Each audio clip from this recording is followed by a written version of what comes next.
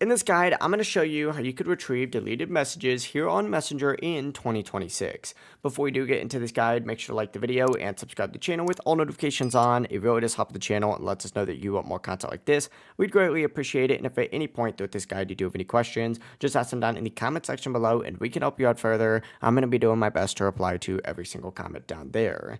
First things first, open up Messenger and select the little menu icon down in the bottom right corner. From here, go ahead and select Settings and then scroll down to the very bottom of your settings and select See More in Account Center. It's going to redirect you to a page that looks like this, where you're going to want to scroll down till you see this Account Settings tab. Go ahead and select your information and permissions, and then select Export Your Information and wait for this next page to load. Once this page does load for you, go ahead and select Create Export and then select your Facebook account and then select Export to Device. This is where you're going to want to verify a few different things. First, go ahead and select this Notify tab and make sure that your correct email is selected.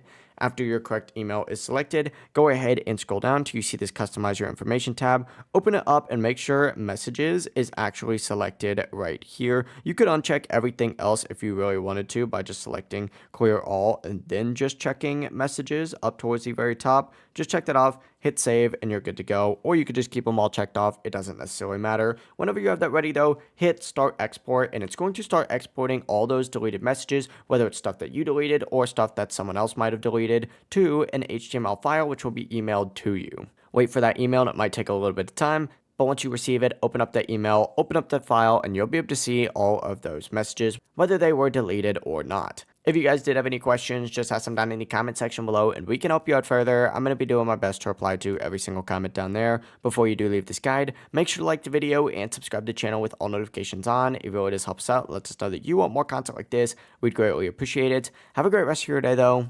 Peace.